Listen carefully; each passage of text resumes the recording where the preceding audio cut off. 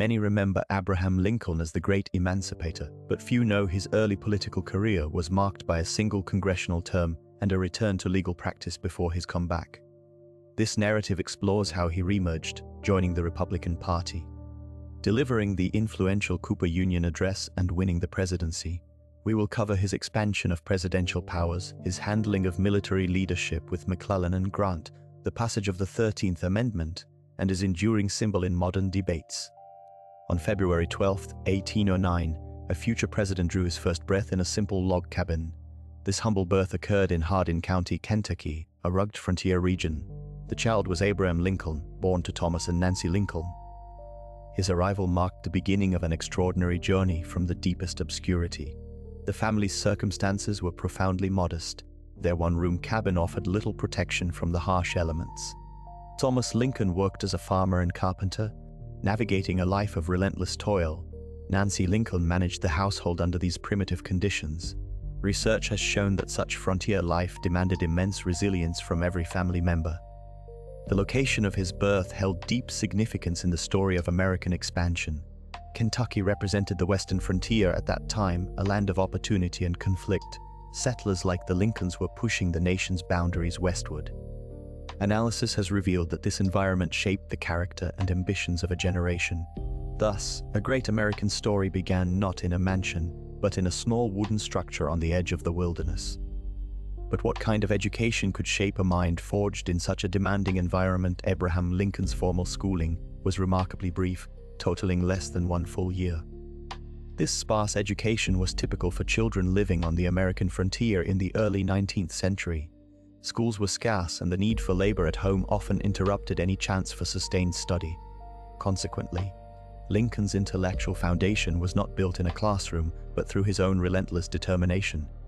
He became his own most important teacher, embarking on a lifelong journey of self-education. His method was simple yet demanding. He read any book he could borrow from neighbors, often walking for miles to obtain a new volume. Historical accounts note that he studied a small but impactful collection of works repeatedly. These included the King James Bible, which influenced his later rhetorical style, and Aesop's fables, which honed his understanding of morality and concise storytelling. Other key titles in his early studies were William Scott's Lessons in Elocution and Daniel Defoe's Robinson Crusoe. He would meticulously copy passages to better understand their structure and meaning, sometimes writing on a wooden shovel by the firelight. This arduous process of self-instruction shaped his entire worldview. Decades later, his conviction about its importance was clear. As he wrote in a short autobiographical sketch, the aggregate of all his schooling did not amount to 1 year. He was never in a college or academy as a student. What he has in the way of education, he has picked up. This statement underscores a central truth of his life, that a powerful mind can cultivate itself with little more than curiosity and a few precious books, a legacy far more enduring than any diploma. Yet this self-educated mind would soon face a wilderness journey, one that would test his resilience in ways no book ever could. In 1816, the Lincoln family made a significant move westward, leaving Kentucky for the dense forests of Indiana.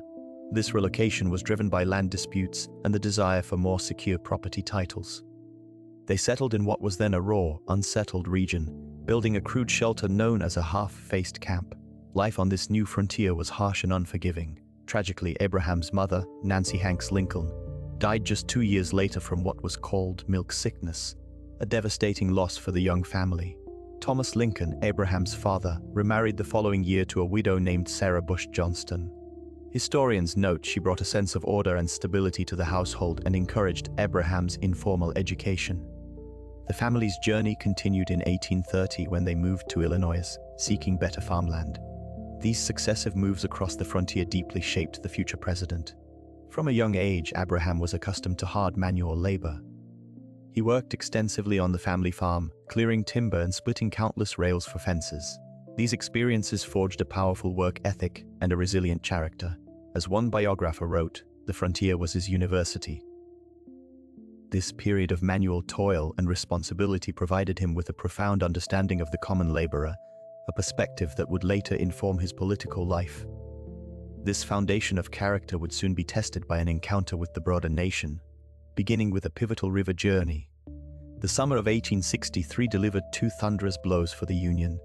In early July, General Robert E. Lee's invasion of the North was decisively repelled at Gettysburg. Simultaneously, after a grueling siege, General Ulysses S. Grant accepted the surrender of Vicksburg, Mississippi, giving the Union complete control of the Mississippi River. These twin victories, achieved within a single day of each other, marked the undeniable turning point of the American Civil War. For President Abraham Lincoln, the news brought immense relief after a long series of military frustrations and public despair. Research has shown his private correspondence reflected a profound shift in mood. Where before there was doubt, now there was a cautious yet tangible hope for ultimate victory. He saw the Confederacy strategically severed and its most formidable army forced into retreat. Lincoln's relationships with his commanding generals were immediately impacted. With General George Meade, who commanded at Gettysburg, Lincoln felt a mixture of gratitude and frustration. Some historians believe the president was disappointed that Meade did not more aggressively pursue and destroy Lee's retreating army. In stark contrast, Lincoln's confidence in Ulysses S. Grant became absolute. The Vicksburg campaign confirmed Grant as the aggressive, tenacious commander Lincoln had long sought. As one biographer noted, Lincoln wrote, "He fights," a simple yet powerful endorsement that would soon see Grant command all Union armies. But how would this hard-won reputation translate into formal authority? In March 1864, President Abraham Lincoln made a decisive military appointment. He promoted Ulysses S. Grant to the rank of lieutenant general and named him general-in-chief of all Union armies. This move consolidated command under a single, determined leader. Lincoln had cycled through several generals who lacked aggression. He needed a commander who would press the Union's numerical advantage relentlessly. Grant's record at Vicksburg and Chattanooga demonstrated he was that officer. Their working relationship proved remarkably effective. Lincoln provided clear strategic direction to preserve the Union, while Grant devised the military plans to achieve it.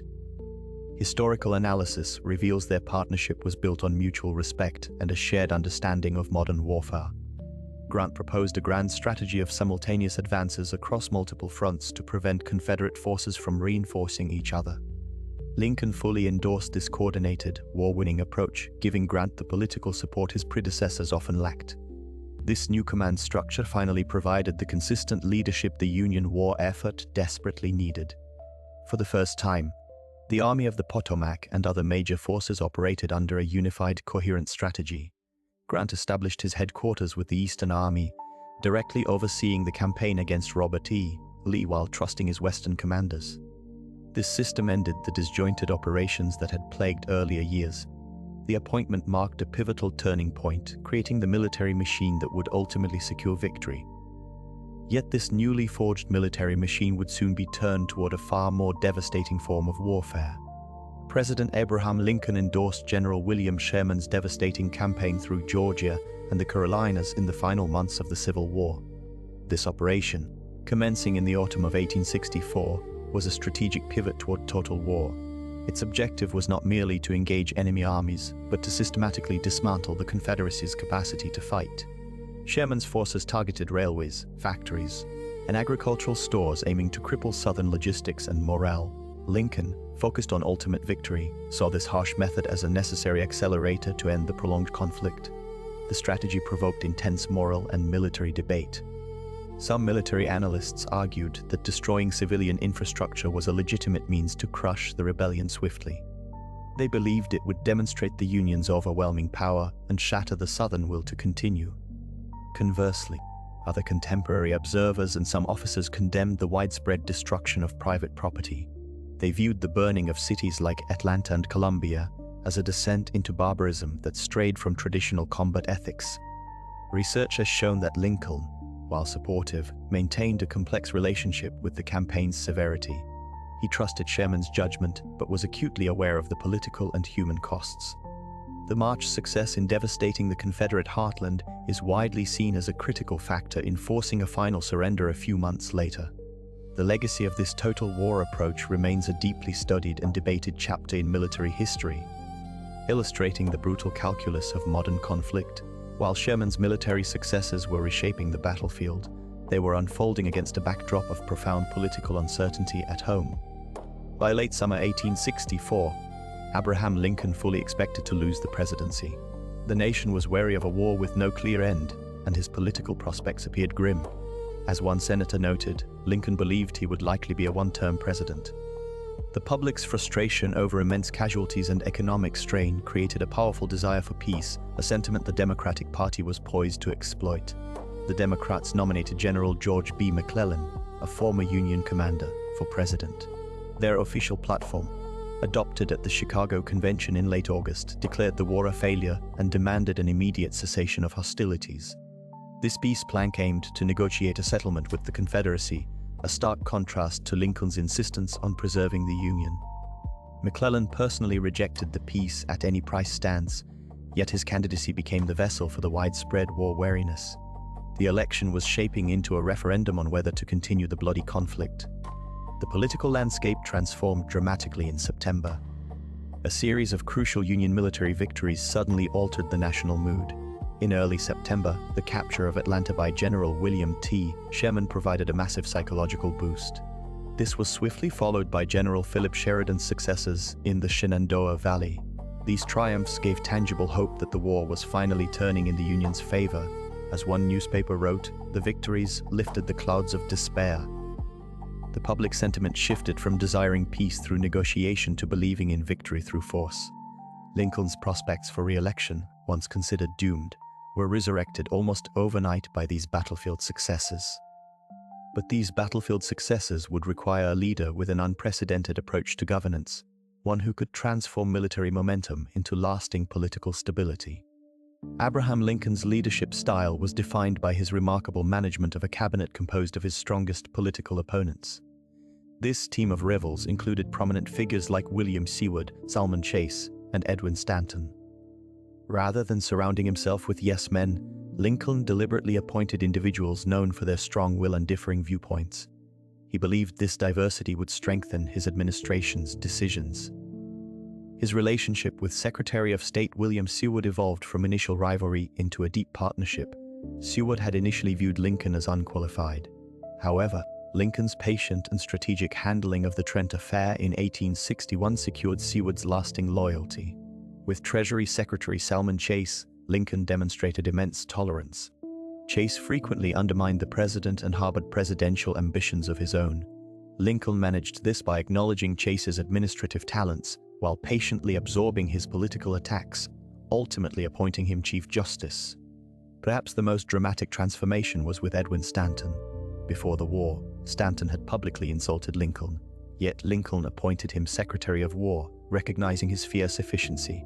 Lincoln gave Stanton wide latitude to manage the war effort, trusting his competence completely. This appointment proved crucial for the Union's military success. Historians note that Lincoln's genius lay in his emotional strength and political pragmatism. He gave his rivals responsibility, channeling their ambitions toward national goals, and masterfully reconciled their clashing personalities for the sake of preserving the Union. Yet even as Lincoln skillfully managed his cabinet, he faced an entirely different set of challenges from the halls of Congress, where the very definition of victory was fiercely contested. Abraham Lincoln faced immense pressure from two opposing congressional factions during the Civil War. Radical Republicans pushed for immediate emancipation and aggressive war measures, viewing Lincoln's approach as too cautious. Conversely, Peace Democrats, or Copperheads, demanded an immediate negotiated peace with the Confederacy, opposing the war's escalation and the draft. This political schism created a constant state of tension within the halls of Congress, challenging Lincoln's authority at every turn. The case of Clement Vallandigham became a defining moment. This prominent Copperhead was arrested in May 1863 for publicly denouncing the war as a failure and encouraging resistance to the draft. Lincoln ultimately exiled him to the Confederacy, a controversial move that underscored the administration's severe stance against dissent deemed disloyal. This action ignited fierce debate over the limits of executive power during a national crisis. Congressional investigations further tested Lincoln's resolve. The Committee on the Conduct of the War, dominated by radical Republicans, relentlessly scrutinized military strategy and alleged incompetence among Democratic generals. Lincoln navigated these probes carefully, balancing the committee's demands for information with his need to maintain military command structure and morale. He understood that internal political warfare could be as damaging as the conflict on the battlefield. Lincoln's balancing act between civil liberties and military necessity remains a subject of historical analysis. He suspended the writ of habeas corpus, authorizing the arrest and detention of individuals without trial, a decision that affected thousands. Some scholars argue these actions were essential for preserving the Union, while others contend they created a dangerous precedent for executive overreach.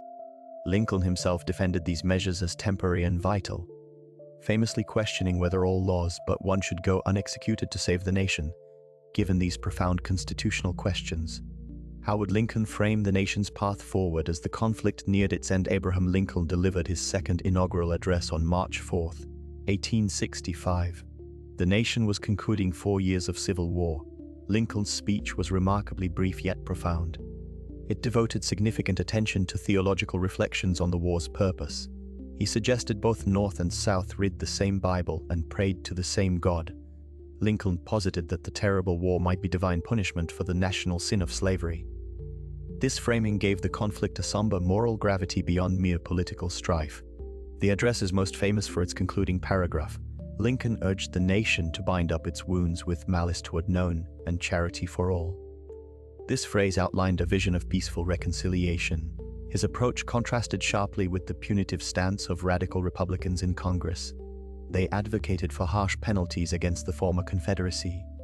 Lincoln's policy emphasized restoration and healing instead of vengeance.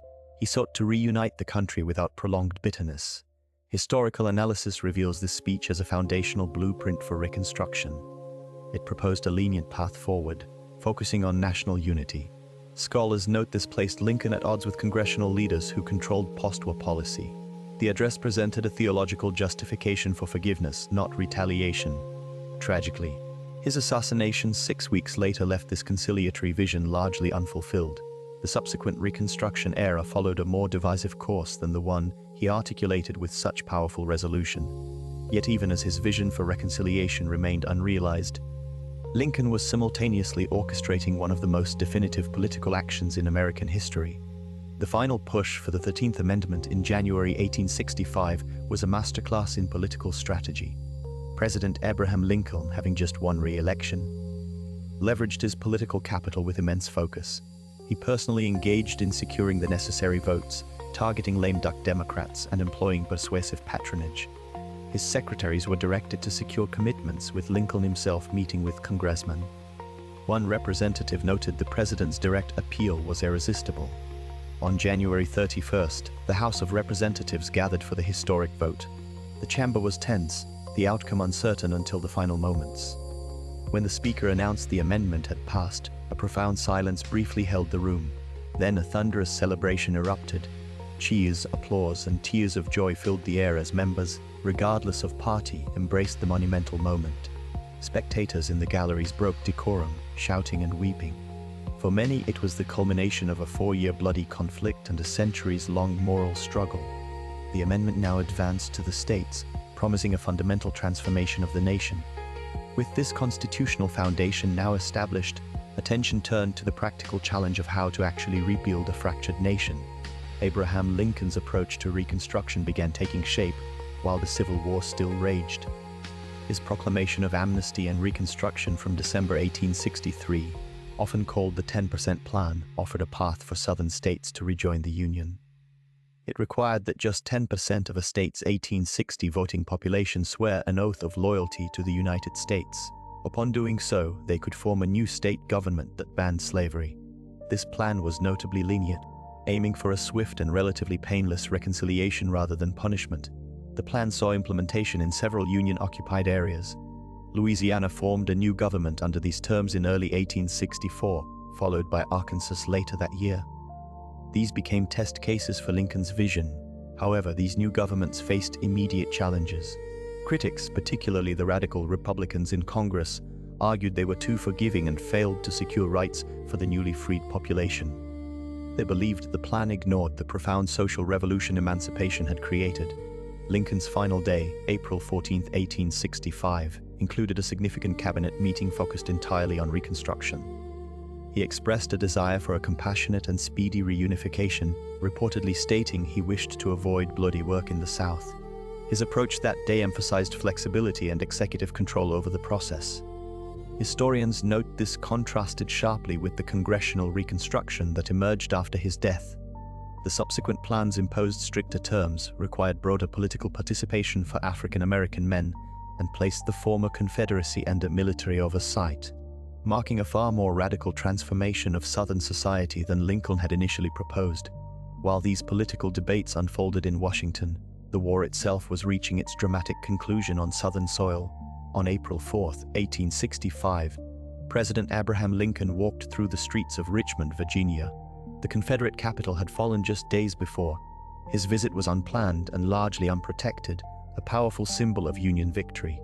As he moved through the city, crowds of formerly enslaved African Americans gathered around him. Many bowed or knelt in a gesture of profound respect. Lincoln reportedly told them, "You must kneel to God only," as documented by a journalist traveling with him.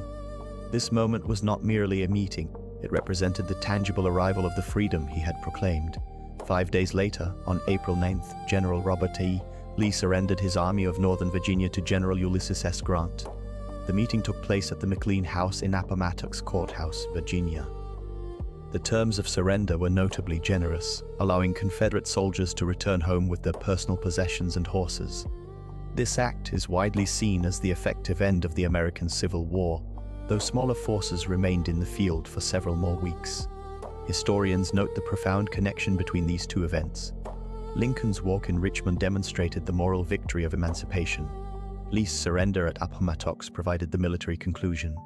Together, they closed a devastating chapter, setting the stage for the immense challenges of Reconstruction that would define the nation's immediate future. Yet this hopeful moment of national renewal would soon be shattered by a single, violent act that would unfold just days later. On the evening of April 14th, 1865, President Abraham Lincoln attended a performance of the comedy Our American Cousin at Ford's Theater. The mood in Washington was celebratory following the war's end, yet presidential security remained surprisingly lax. Only one officer, John Parker, was assigned to guard the president's box, and historical accounts note he left his post during the intermission, leaving the door unguarded. Inside the theater, the audience was engrossed in the play's third act, a scene known for provoking loud laughter that would mask other sounds. The actor John Wilkes Booth, a Confederate sympathizer familiar with the theater's layout, seized this opportunity. He arrived at the theater around 10 in the evening, having meticulously planned his actions throughout the day. Booth gained easy access to the theater and moved unimpeded toward the state box. He barricaded the corridor door behind him with a wooden plank, ensuring he would not be immediately followed. At a pivotal moment in the play, guaranteed to produce a roar of laughter from the crowd, he stepped into the box, raised a single-shot Derringer pistol, and fired at point-blank range. The bullet entered the back of the president's head. Major Henry Rathbone, a guest in the box, grappled with the assassin but was stabbed with a knife. Booth then leapt over 11 feet from the box to the stage, shouting Sic Semper Tyrannis, before fleeing through a rear exit. Chaos erupted in the theater as the audience realized the president had been shot. Lincoln was carried across the street to a boarding house, where he remained unconscious through the night.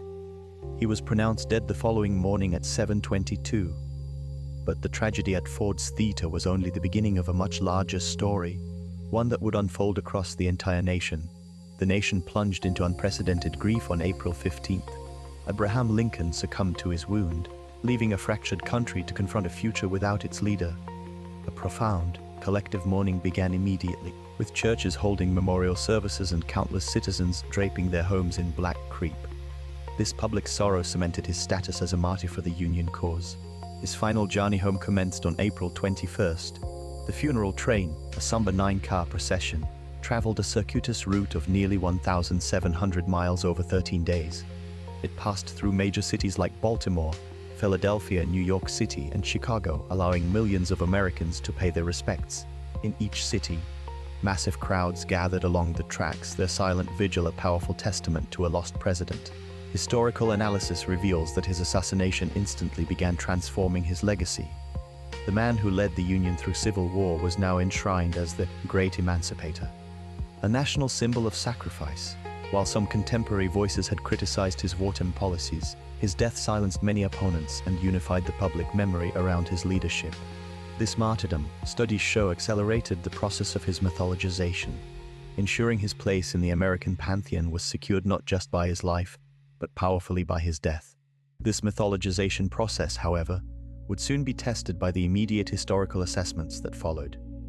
In the immediate aftermath of Abraham Lincoln's assassination in April 1865, a complex portrait of the president began to solidify. The nation, still reeling from civil war, grappled with his sudden absence. Historical analysis reveals that initial assessments were not universally positive, particularly in the conquered South, where many viewed him as a tyrant. However, in the North, a powerful narrative of martyrdom emerged with astonishing speed. He was swiftly transformed from a political leader into a national savior. The eulogy delivered by the prominent abolitionist Frederick Douglass was particularly significant. Speaking at a memorial service in New York, Douglass offered a nuanced evaluation. He acknowledged Lincoln's cautious approach to emancipation, noting he was preeminently the white man's president. Yet Douglass also affirmed Lincoln's ultimate dedication to freedom, a sentiment that resonated deeply with the African American community and their allies. This balanced perspective highlighted the ongoing debate about his legacy. This rapid canonization was not accidental. Research has shown that Northern politicians, newspapers, and religious leaders actively cultivated Lincoln's image as the Great Emancipator who died for the Union's sins. His death was framed as a Christ-like sacrifice, cementing his place in the national consciousness. Within months, the figure of the wary but resolute war president was indelibly etched into American memory, setting the stage for his enduring mythological status. But how would this carefully constructed image be reinterpreted when America faced another profound moral struggle nearly 100 years later during the civil rights movement of the 1950s and 60s? Abraham Lincoln's legacy experienced a powerful reinterpretation. Activists and leaders reframed him not merely as a historical figure, but as a symbol for their ongoing struggle. Research showed that his words and image were strategically employed to legitimize demands for racial equality and voting rights, creating a moral continuum from the Civil War to their own era. Martin Luther King Jr. frequently invoked Lincoln and the Emancipation Proclamation in his speeches. He masterfully highlighted the gap between the promise of that document, issued in 1863, and the unfulfilled reality a century later. In his I Have a Dream speech, King noted that the proclamation came as a great beacon light of hope to millions of Negro slaves. However, he immediately followed this by stating, 100 years later, the Negro still is not free, using Lincoln's act to underscore the unfinished work of justice. The symbolic power of this connection reached its zenith at the March on Washington for Jobs and Freedom in 1963. The choice of the Lincoln Memorial as the rally's endpoint was profoundly intentional. Speakers stood in the symbolic shadow of the Great Emancipator, physically linking their course to his.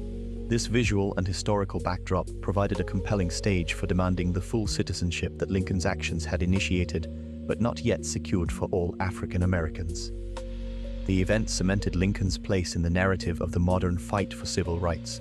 This very act of cementing Lincoln's legacy in the civil rights narrative, however, would soon prompt a deeper and more critical historical examination. Modern historical debates have significantly complicated the traditional image of Abraham Lincoln as the Great Emancipator. Scholars are now deeply divided over his racial views and primary motivations for ending slavery. One major school of thought argues for an evolutionary perspective. These historians contend Lincoln's racial attitudes progressed substantially from the 1850s to the 1860s. They point to his earlier support for colonization, a plan to send freed black people to Africa or Central America, as evidence of initially limited views on racial equality. His later embrace of black soldiers in the Union Army and his advocacy for limited black suffrage in 1865 are seen as proof of this profound personal and political growth. Conversely, other scholars interpret Lincoln's actions as being guided by a consistent anti-slavery principle. They argue his political pragmatism, including the colonization schemes, was a strategic necessity to achieve the ultimate goal of emancipation without alienating border states or northern conservatives. For these historians, the Emancipation Proclamation was a calculated military measure, but one rooted in a long-held moral opposition to the institution of slavery itself. Recent research has further fueled these debates by examining Lincoln's interactions with black leaders and communities. Analysis of his meetings with figures like Frederick Douglass has revealed a more complex dialogue. Some studies highlight how pressure from abolitionists and the actions of enslaved people themselves, who fled to Union lines, forced Lincoln's hand. This scholarship challenges the top-down narrative, suggesting emancipation was a collaborative process rather than the act of a single great man, thereby adding new layers of nuance to our understanding of his legacy. While this nuanced understanding of Lincoln's evolving stance on emancipation enriches our historical perspective, it also sets the stage for examining how his legacy was ultimately forged into a broader, almost mythic symbol. Abraham Lincoln transcended his national context to become a global emblem of democratic ideals. His leadership during a period of profound national crisis demonstrated that a government of the people could endure its greatest internal challenge. This image of a leader preserving a union while extending liberty resonated far beyond American shores. His assassination in 1865 cemented his status as a martyr for the cause of freedom, a narrative that found fertile ground across continents. His influence directly inspired subsequent generations of leaders. In the early 20th century, figures like Sun Yat-sen studied Lincoln's principles of nationalism and popular sovereignty. India's independence movement, particularly through leaders like Mahatma Gandhi, drew inspiration from Lincoln's moral stance against oppression. Even in the 20th century, his legacy was invoked by democratic movements in Eastern Europe and anti-apartheid struggles in South Africa. These leaders saw in Lincoln a model of reconciling majority rule with minority rights. Analysis reveals that Lincoln's enduring appeal lies in the universal themes embedded in his leadership. His journey from a humble log cabin to the presidency embodies the promise of social mobility. His unwavering commitment to the idea that all men are created equal, articulated in the Gettysburg Address, provided a powerful moral framework for emancipationist politics worldwide. Furthermore, his mastery of language allowed him to articulate complex democratic principles in simple, enduring prose. This combination of personal narrative, moral clarity, and rhetorical power ensures his legacy continues to resonate across diverse political and cultural landscapes, making him a truly enduring symbol. In 1828, a young Abraham Lincoln embarked on his first flatboat journey to New Orleans. This trip down the Mississippi River exposed him to the wider world beyond his Indiana home. The journey itself was arduous, but the destination held a profound shock. In the bustling port city, Lincoln witnessed the brutal reality of a slave market for the first time. He saw human beings auctioned, separated from their families and treated as property. Historical accounts, including those from his law partner William Herndon, describe Lincoln's deep revulsion. He reportedly told his companion, "If I ever get a chance to hit that thing, I'll hit it hard." This direct encounter with the institution's cruelty is widely considered a formative experience. While some historians debate the precise evolution of his political views, analysis of his later writings suggests this early exposure planted a seed of moral opposition. The journey to New Orleans was more than a commercial venture, it was a political and personal awakening. The images of enslaved people in chains remained with him for decades. This experience provided a foundational, visceral understanding of human bondage that would later inform his public stance, though the path from personal disgust to political action would take many more years. After this formative journey, Lincoln would soon find himself in a very different environment, one that would further shape his character through the daily interactions of small-town commerce. Abraham Lincoln's time as a store clerk in New Salem, Illinois, began in the early 1830s. He co-managed a general store, an experience that cemented his famous reputation for integrity. One well-known story illustrates this. After realizing he had shortchanged a customer by a few cents, Lincoln closed the shop and walked a significant distance to return the money. This and similar acts earned him the enduring nickname Honest Abe. His fairness and engaging personality made him a popular and trusted figure in the small community. While working in the store, Lincoln's political ambitions began to surface. He announced his first candidacy for the Illinois General Assembly in the spring of 1832. His platform focused on internal improvements like better roads and waterways, which were popular issues for local development. Historians note that his campaign speech in Pappsville emphasized his commitment to these practical projects. However, he was largely unknown outside his New Salem area, a major disadvantage. The election in August 1832 ended in defeat. Lincoln finished 8th in a field of 13 candidates. Despite this failure, the campaign was not a total loss. Analysis shows he received nearly all of the 300 votes from the New Salem precinct. This demonstrated his strong local support and provided a crucial foundation for his future political career, which he would resume just 2 years later with a successful run for the same office. But how would this local political foundation translate to a broader stage? And what role would his brief military experience play in shaping his public persona? Abraham Lincoln's military service was brief but politically significant. During the Black Hawk War in 1832, he served as a captain in the Illinois militia. His company saw no combat, yet this role proved invaluable for his future. The position introduced him to a wide network of influential men across the state. These connections would later form the foundation of his political support. Research has shown that Lincoln's time in the militia was more about building relationships than military experience. He often joked about his service, noting he fought nothing but mosquitoes. However, the visibility and leadership title provided a crucial stepping stone. Just 2 years after the war, in 1834, he successfully won a seat in the Illinois state legislature.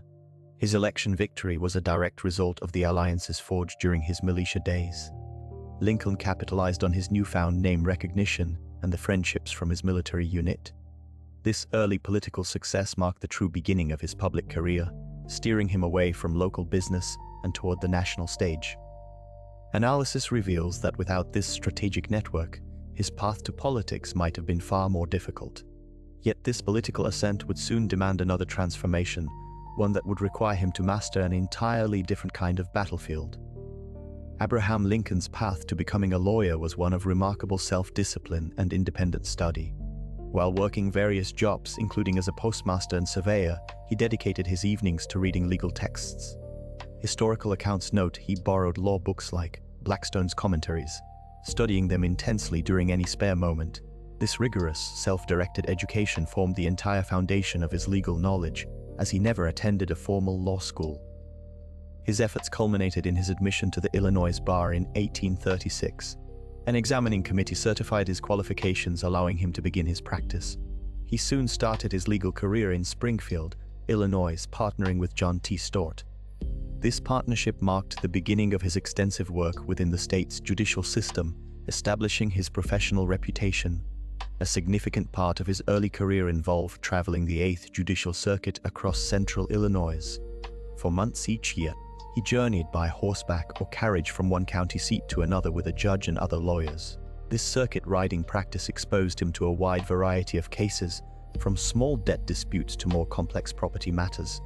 Research has shown this experience was crucial, honing his courtroom skills and deepening his understanding of the common people, which would later profoundly influence his political career.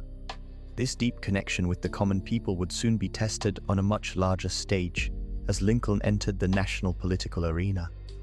Abraham Lincoln served a single term in the United States House of Representatives from 1847 to 1849.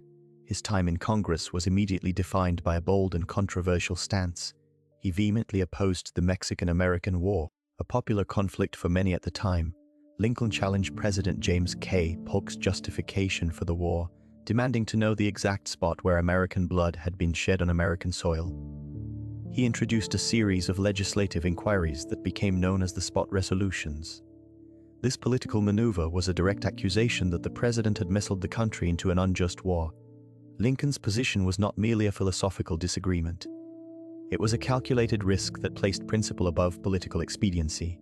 Historical analysis reveals this stance alienated his pro-war constituents back in Illinois. His congressional career effectively ended after one term, as he was not nominated for a second. Many contemporaries viewed his actions as political suicide. For a time, this opposition cast a long shadow over his future prospects. Lincoln returned to his law practice, his national political ambitions seemingly stalled. Some observers believed his career in national politics was finished. However, this period of opposition, while temporarily damaging, ultimately cemented his reputation for moral courage. It established a foundational principle that would later resonate during the debates over slavery, demonstrating his willingness to stand against popular opinion for what he believed was right. But where would this newly forged moral courage lead him next following his single term in Congress? Abraham Lincoln resumed his full-time legal practice in Illinois around 1849. This period marked a significant professional evolution, shifting his focus entirely back to the courtroom. His practice was diverse, but he increasingly represented corporate clients, particularly emerging railroad companies. This work proved pivotal in expanding his legal expertise and his regional reputation far beyond the local cases of his earlier career. A landmark case that cemented his standing was the Rock Island Bridge case in 1857.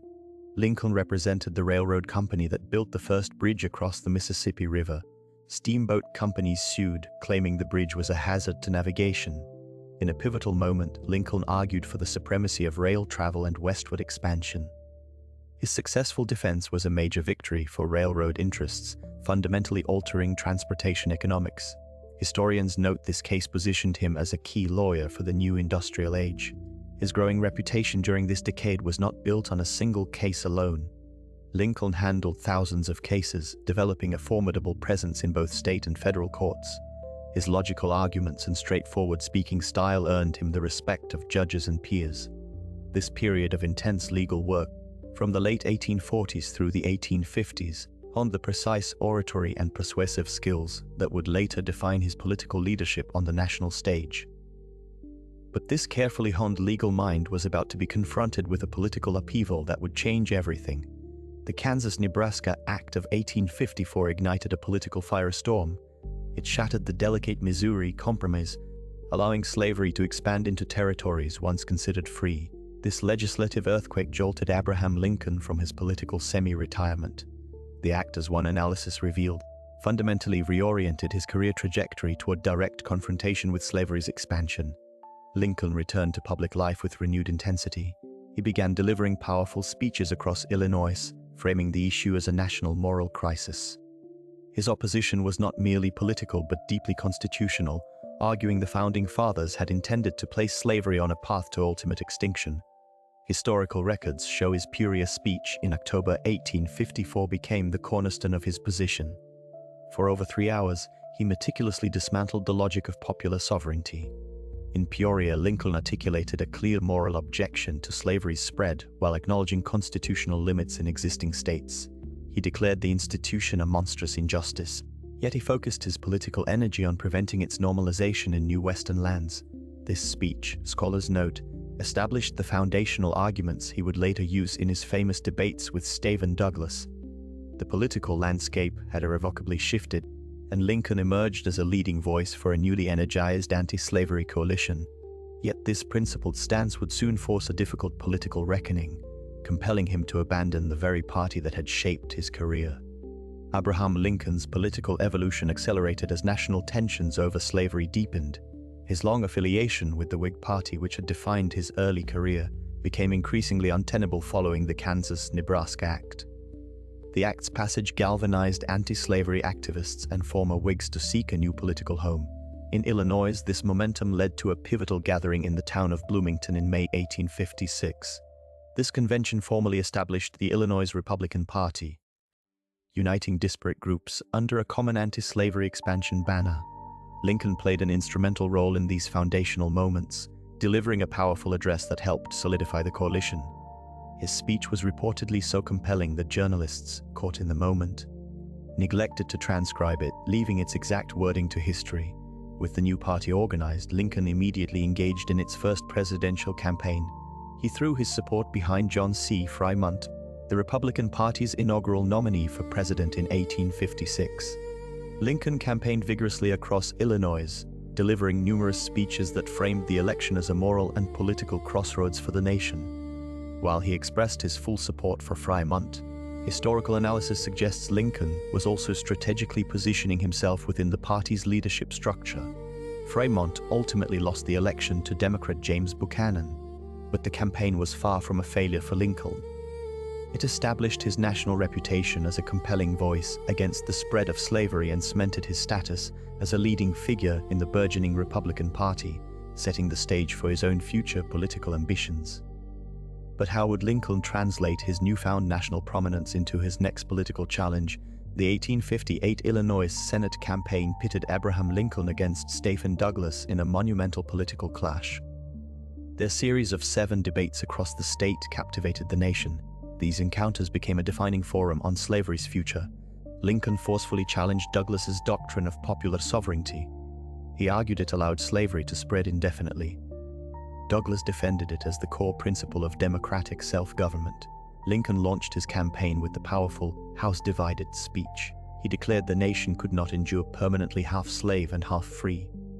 This metaphor framed slavery as a moral and political crisis threatening the Union itself. Analysis shows the speech immediately polarized public opinion. It energized the Republican base but was deemed too radical by moderates.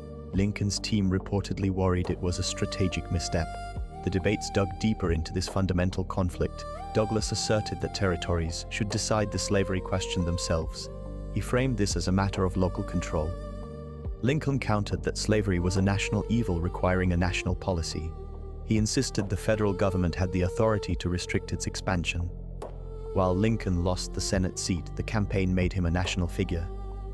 His arguments laid the groundwork for the presidential election 2 years later, transforming a state contest into a prelude for the nation's greater conflict.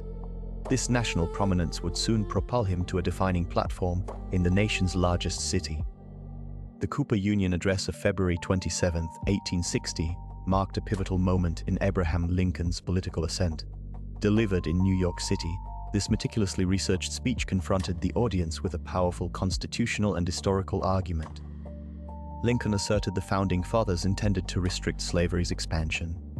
He presented evidence from historical records, directly refuting Southern claims. This logical approach established his intellectual authority before an influential Eastern audience. Lincoln masterfully articulated core Republican principles to a skeptical region. He framed the Republican stance not as radical abolitionism, but as a conservative return to original intent. His moderate tone aimed to reassure Northern conservatives while firmly opposing the spread of slavery into new territories. This balanced position demonstrated his potential for national leadership. Analysis has shown his words resonated deeply with powerful newspaper editors and wealthy donors present that evening. The speech's impact was immediate and profound. Newspapers across the North reprinted the full text, introducing Lincoln to millions. As one contemporary observer noted, the address transformed him from a regional figure into a credible presidential candidate. It proved he could handle complex national issues with sophistication and restraint.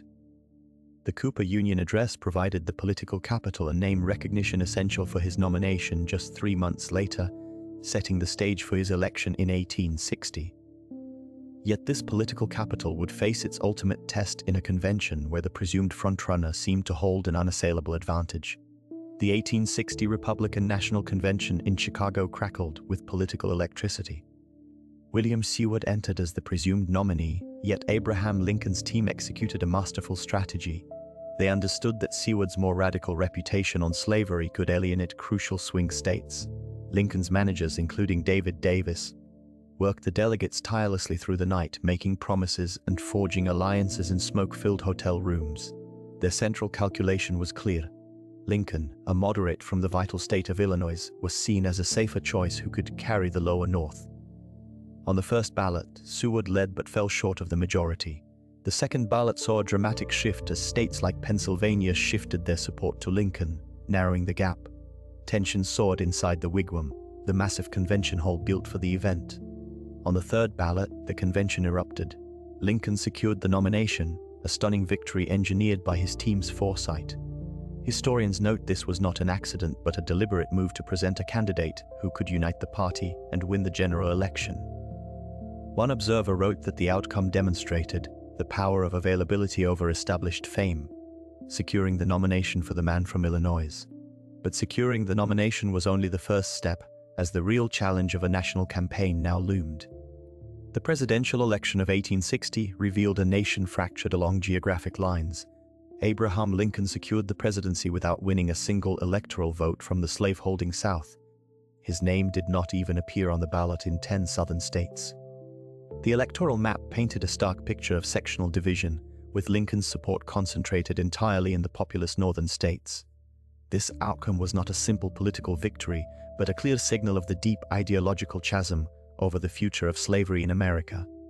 Southern reaction was swift and seismic. Within weeks of the election, the state of South Carolina initiated the process of secession. A specially elected convention voted unanimously to dissolve its union with the United States on December 20, 1860. This was not an isolated event. The momentum for disunion spread rapidly across the Deep South.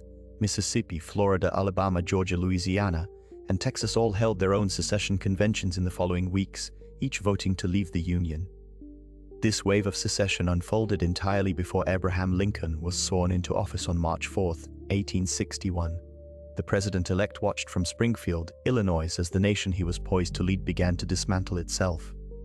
Southern leaders justified their actions by declaring Lincoln and the Republican Party a direct threat to their property and way of life. They formed the Confederate States of America, establishing a new government and electing Jefferson Davis as its provisional president, all while James Buchanan, the outgoing U.S. president, remained a largely passive observer. The nation was plunging into a crisis of unprecedented scale. This rapid succession of secessions had been set in motion months earlier by a single pivotal event. The election of Abraham Lincoln in November 1860 triggered immediate Southern secession threats. South Carolina acted first in December, adopting its Ordinance of Secession. 6 other states followed in quick succession over the next 6 weeks: Mississippi, Florida, Alabama, Georgia, Louisiana, and Texas all left the Union by February 1, 1861. They formed the Confederate States of America before Lincoln even arrived in Washington. Throughout this 4-month crisis, the president-elect maintained a deliberate public silence. He made no major speeches, believing his position was clear from the Republican platform. Privately, however, Lincoln was intensely active. Historians note his careful work in selecting a cabinet representing all Republican factions. He also studied military strategy and constitutional law, preparing for a potential conflict. His journey from Springfield to Washington in February was a tense, secretive affair due to assassination rumors. This interim period was a vacuum of federal power. Outgoing President James Buchanan declared secession illegal but took no forceful action to stop it. Meanwhile, Southern forces seized federal forts and arsenals. Lincoln's limited correspondence, such as letters to key allies, revealed his unwavering stance against the expansion of slavery. He aimed to reassure the North and the border states while refusing to legitimize secession. His inauguration on March 4, 1861, would thus occur with the nation already fractured.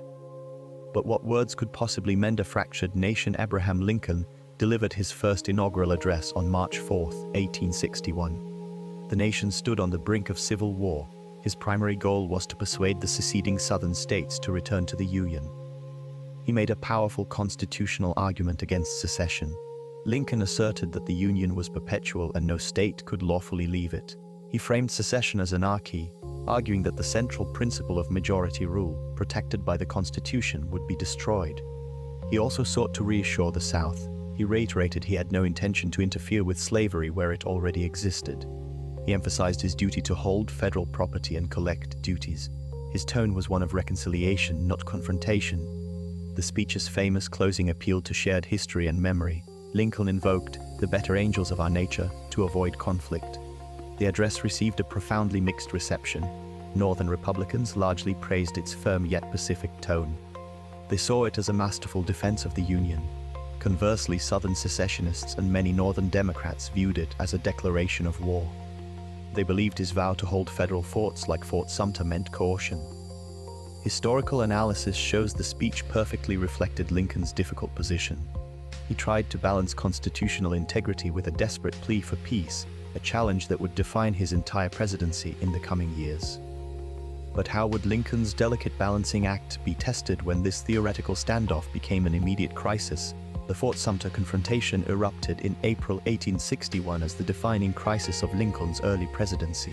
Facing a dire shortage of supplies, the federal garrison inside the fort became the focal point of a tense standoff. President Lincoln confronted a monumental choice. He could either abandon the fort, effectively recognizing Confederate sovereignty, or attempt to resupply it, risking armed conflict. His decision to send only provisions, not military reinforcements or arms, was a calculated move. This was a relief mission of food and necessities, intended to uphold federal authority without being an overt act of aggression. On April 12, 1861, Confederate General P.G.T. Beauregard issued a final ultimatum.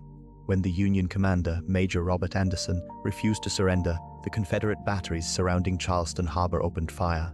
The bombardment lasted for 34 relentless hours, a thunderous spectacle witnessed by civilians from the city's rooftops.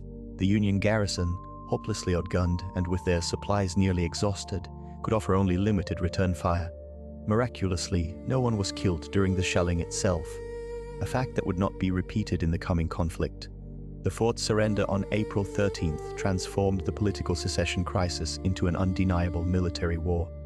Lincoln's subsequent call for 75,000 volunteers to suppress the rebellion solidified the battle lines. The Confederacy viewed this as a declaration of war against sovereign states. Research has shown this single event galvanized public opinion in both the North and the South, creating a powerful surge of patriotism and a grim acceptance of the coming fight. The first shot at Fort Sumter did not just hit a brick wall. It shattered any remaining hope for a peaceful reconciliation, plunging the nation into 4 years of brutal, internecine warfare. But how would the Union respond to this new reality of war? And who would lead them through these first critical battles? Abraham Lincoln faced immense pressure during the war's first year. His initial military appointments were often political, favoring seniority over proven skill. This approach led to early Union defeats that shocked the nation. The loss at the First Battle of Bull Run in July 1861 exposed the Army's inexperience. Political pressure on the president intensified dramatically from all sides. Lincoln's relationship with his top general, the elderly Winfield Scott, was complex. Scott, a revered hero, presented a grand strategy. Research shows this became known as the Anaconda Plan. It proposed a naval blockade of southern ports and control of the Mississippi River. The goal was to slowly suffocate the Confederacy's economy. Some in the government and press considered the plan too passive. They demanded a quick, decisive strike to capture Richmond. The president navigated these conflicting demands carefully. He supported Scott's overarching strategy while seeking more aggressive field commanders. Analysis reveals this period was defined by trial and error. Lincoln cycled through several generals, searching for a leader who could win. These early leadership challenges forged his resolve and shaped his future military decisions. He learned to balance strategic patience with the public's cry for immediate victory. This hard-won experience with military leadership would soon inform his approach to governing.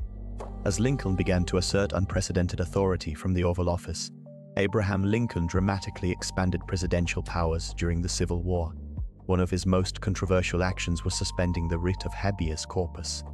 He first authorized this along military lines between Washington and Philadelphia in the spring of 1861. This allowed for the arrest and detention of individuals without a trial. Historians note this was a direct response to secessionist activities in Maryland. The suspension was later extended to other areas, leading to thousands of arrests.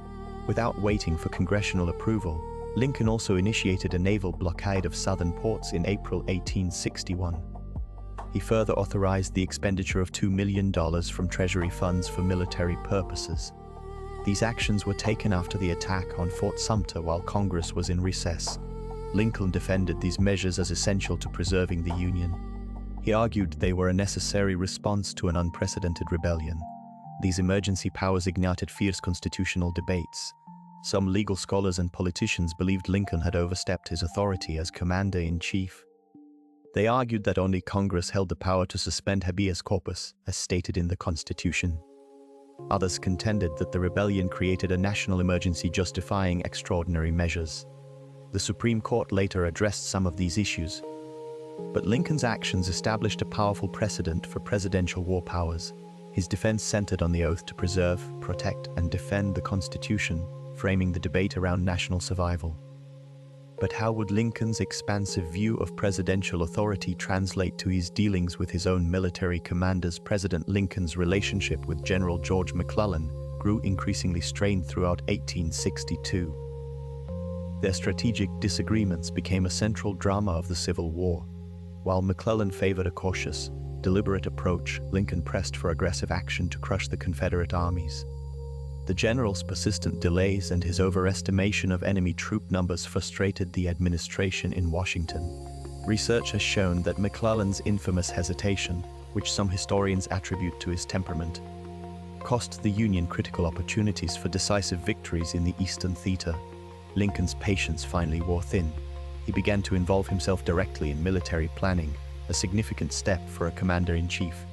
He studied maps and proposed specific troop movements, effectively trying to manage the war from his desk. This micromanagement highlighted a complete breakdown of trust in his commanding general.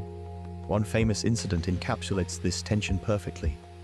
After waiting weeks for an advance, Lincoln remarked with bitter irony, "If General McClellan does not want to use the army, I would like to borrow it for a time." a quote that has come to symbolize their dysfunctional dynamic. By the autumn of 1862, the president concluded that McClellan's leadership was paralyzing the Army of the Potomac. The final break came after the Battle of Antietam in September. Analysis has revealed that while it was a tactical Union victory, Lincoln viewed McClellan's failure to pursue and destroy General Lee's retreating army as a catastrophic blunder. This inaction directly led to McClellan's removal from command in November of that year.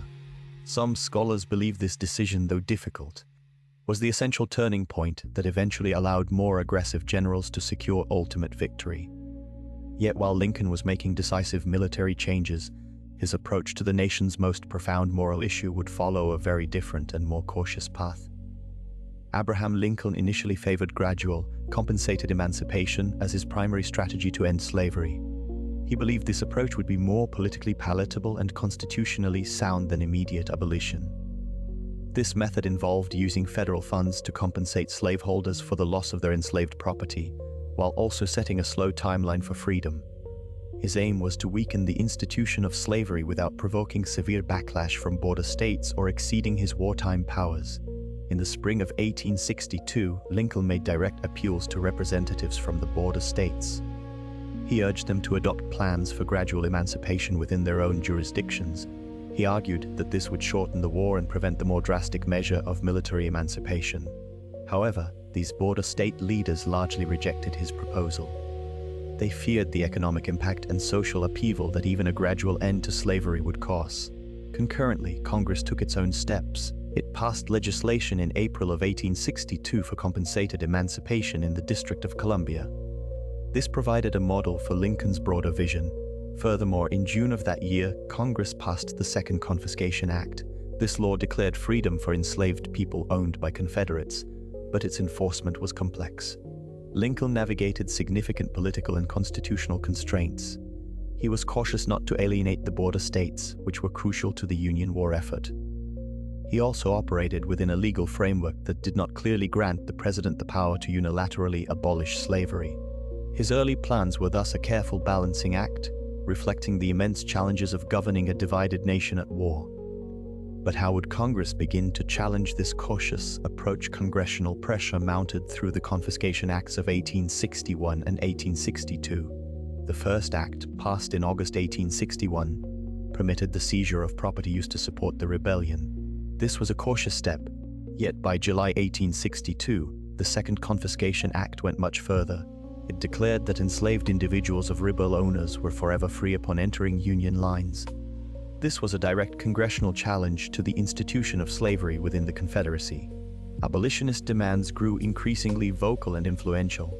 Figures like Frederick Douglass argued that the war could not be won without striking at slavery's core. Their relentless pressure, combined with the work of the radical Republicans in Congress, shifted the political landscape. International diplomacy also played a crucial role. Britain and France considered recognizing the Confederacy. Making the conflict a war against slavery helped undermine European support for the South, as neither nation's public would easily back a cause explicitly for human bondage. Arguments for emancipation evolved dramatically. Initially, military necessity was the primary justification. Freeing enslaved people weakened the Southern labor force and provided a new source of manpower for the Union Army. However, moral imperatives soon became inseparable from strategic ones. As one senator noted, the war's brutal reality made it impossible to ignore the fundamental injustice of slavery. The Confiscation Acts were the legislative turning point where military pragmatism and the growing moral crusade against slavery finally converged, creating an unstoppable momentum toward a broader emancipation policy. This unstoppable momentum would soon find its voice through the nation's highest office, transforming legislative action into presidential decree. On September 22, 1862, Abraham Lincoln issued a monumental warning. This was the preliminary Emancipation Proclamation. It came just 5 days after the Union victory at Antietam. Lincoln presented the Confederate States with a stark choice and a strict deadline. He declared that all persons held as slaves within any rebellious state would be forever free in 100 days. This meant that on January 1, 1863, a final proclamation would take effect if the rebellion continued. The clock was now ticking for the South. This was a masterstroke of political and military calculation. Research has shown Lincoln needed a major battlefield victory to announce this policy from a position of strength. The bloody stalemate at Antietam provided that crucial, if narrow, opportunity. The proclamation targeted only states in rebellion, leaving slavery untouched in loyal border states. This was a deliberate move to keep them in the Union fold. Furthermore, it transformed the war's purpose. The conflict was no longer just about preserving the Union. It was now also a crusade against slavery. This helped deter European powers like Britain and France from recognizing the Confederacy, as their publics would not support a nation fighting to preserve human bondage. Analysis reveals the 100-day window was a strategic pause. It offered the rebellious states one last chance to rejoin the Union and preserve their slave-based economy. Lincoln was giving them a way out, knowing full well they were unlikely to take it. This preliminary step allowed the Union to gauge domestic reaction and prepare its own armies and citizens for the war's new moral dimension. When the Confederacy ignored the ultimatum, Lincoln's final Emancipation Proclamation would ring with the force of a promised judgment, irrevocably altering the nation's destiny. As a direct result of this deliberate positioning, the stage was now set for one of the most consequential presidential actions in American history. On New Year's Day 1863, President Abraham Lincoln transformed the Civil War's purpose by signing the Emancipation Proclamation. The atmosphere in the White House was tense yet historic. This executive order declared millions of enslaved people in rebellious areas to be forever free. It marked a pivotal shift from a war for union to a crusade for human liberty. Legally, Lincoln justified the proclamation as a necessary war measure under his powers as commander-in-chief. He framed it as an act of military necessity to cripple the Confederacy's labor force. This rationale was carefully chosen, as analysis has shown it was more defensible than a pure abolitionist decree. The proclamation specifically targeted states and parts of states in rebellion as of that date. It applied to around 3 million individuals held in bondage within those designated zones. However, the proclamation's reach was deliberately limited. Crucial border slave states that remained loyal to the Union, such as Maryland and Missouri, were entirely exempt. Specific occupied regions within rebellious states like parts of Virginia and Louisiana were also excluded. Consequently, the order immediately freed very few people on that 1st of January. Its true power was as a symbolic and strategic blow, turning foreign opinion and encouraging enslaved people to self-liberate. As one historian wrote, it was a document with all the moral grandeur of a bill of lading, yet its impact ultimately reshaped the nation. But how did this symbolic document actually land across a divided nation? The Emancipation Proclamation triggered sharply divided reactions across the nation. In the North, many abolitionists and Republicans celebrated it as a monumental moral victory. However, many others in the Union, particularly in border states and among Democratic constituencies, reacted with hostility, fearing the edict would prolong the war and upset the social order. In the Confederacy, the proclamation was met with universal outrage and defiance, solidifying Southern resolve. Internationally, the declaration transformed the diplomatic landscape. While the British government had considered recognizing the Confederacy, the proclamation made such a move politically untenable, aligning the Union cause with the global anti-slavery movement and securing crucial European neutrality. The proclamation fundamentally redefined the Civil War's purpose. It transformed a conflict primarily about preserving the Union into a crusade for human freedom. This shift was not merely rhetorical. A pivotal practical consequence was the authorization for African American men to enlist in the United States Armed Forces. By the war's end, nearly 200,000 black soldiers and sailors served, providing a crucial infusion of manpower for the Union war effort. Their service directly challenged pervasive racial prejudices. Frederick Douglass, the renowned abolitionist, immediately recognized this profound turning point. He assessed the proclamation as the key that unlocked the door to black participation in securing their own liberation. Douglass wrote that it was the first step on the part of the nation in its departure from the thraldom of the ages. He tirelessly recruited black soldiers, understanding that their military service was irrefutable proof of their citizenship and humanity, forever altering the war's stakes and legacy. But this momentous shift would soon reveal constitutional implications far beyond what anyone could have anticipated. The Emancipation Proclamation, issued in 1863, fundamentally altered the constitutional landscape. While it did not immediately abolish slavery nationwide, it created an irreversible political and military reality. This executive order, framed as a war measure, strategically redefined the conflict's purpose. It made the destruction of slavery a central Union war aim, thereby making its post-war restoration nearly unthinkable. This set a direct constitutional precedent for the 13th Amendment. Legal scholars note the proclamation's limitations were as significant as its reach. It applied only to states in rebellion, leaving hundreds of thousands enslaved in loyal border states. This jurisdictional constraint highlighted that a presidential war measure alone was insufficient for total abolition. The proclamation's legal authority was also contested, with some arguing it overstepped presidential powers. This very debate underscored the necessity for a permanent constitutional solution, which Congress pursued with the 13th Amendment. The amendment's ratification in 1865 was the logical culmination of this process. It rendered the proclamation's temporary war powers into a permanent constitutional guarantee. This transition from military order to fundamental law redefined the interpretation of federal authority. It established that the national government held the power to eradicate a social institution previously protected by states. This shift in constitutional interpretation expanded the scope of the 14th and 15th Amendments, forever changing the federal-state balance regarding civil rights. But how did this constitutional transformation emerge from the battlefields of the Civil War? Our journey into the life of Abraham Lincoln comes to an end. From his birth in a log cabin and early frontier education to his self-taught legal education and initial political endeavors, we traced his ascent. We examined his reaction to the Kansas-Nebraska Act, his joining the Republican Party, and his impactful Cooper Union address. The text covered his election, the challenges of early war leadership, and his expansion of presidential powers, including the critical Emancipation Proclamation. We explored the turning points of the Gettysburg and Vicksburg Summer, Grant taking command, Sherman's march, and the crisis of the 1864 election.